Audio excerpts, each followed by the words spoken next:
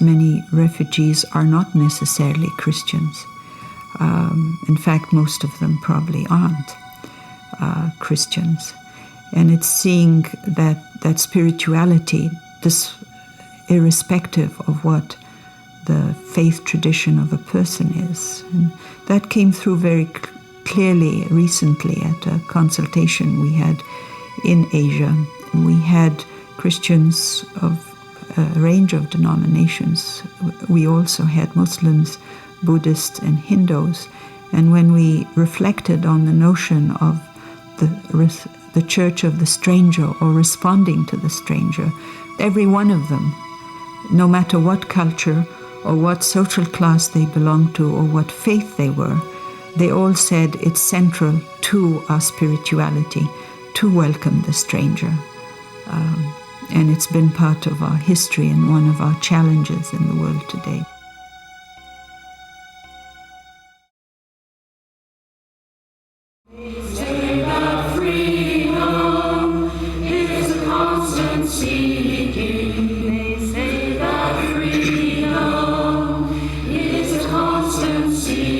Today, faith groups work together for the broadest definition of just who is the stranger they must welcome. After the outpouring of response to the boat people, some Canadians began to question their capacity to be generous towards newcomers. But for many religious leaders, their work to assist refugees had only just begun. As you know, in 1995, the World Council of Churches adopted 1997 as the ecumenical year for the churches in solidarity with uprooted peoples.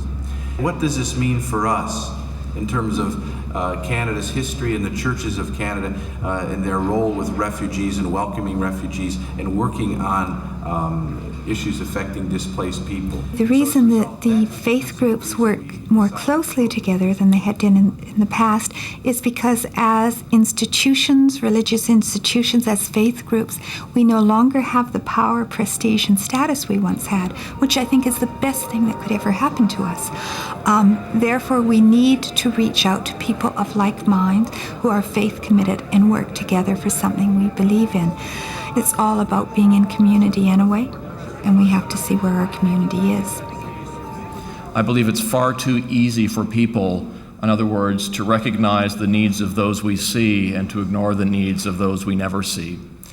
And one project that strikes me of extraordinary value, certainly in keeping with the traditional mandate of the churches, would be, I think, to begin really challenging the complacency of the Canadian community about just why racism is always just that far beneath the surface of any society, and especially a society that is suffering economic times, bad economic times. We're looking for scapegoats. We're looking for people to blame for the things that are affecting us. And it is very easy to blame the newcomer, the new Canadian, the refugee, the immigrant. As people of faith throughout the world, but particularly in Canada where we're so well off, we need to, in the name of Jesus, become a new community, and in the name of faith, demonstrate what it is to love our neighbors and to give our lives for the well-being of neighbors. The Somali community are a Muslim community. And though sometimes it's difficult to make a very defined line between culture and religion, I may say in our culture, which is actually partly our religion, we grew up in the belief that if you don't help others, you cannot be helped.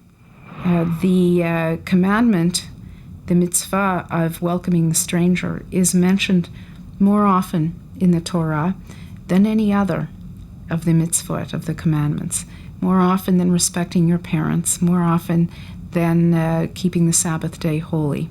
So on a numerical basis, people have felt compelled to say that, well, it must be pretty important to the religion of the Jews to welcome the stranger.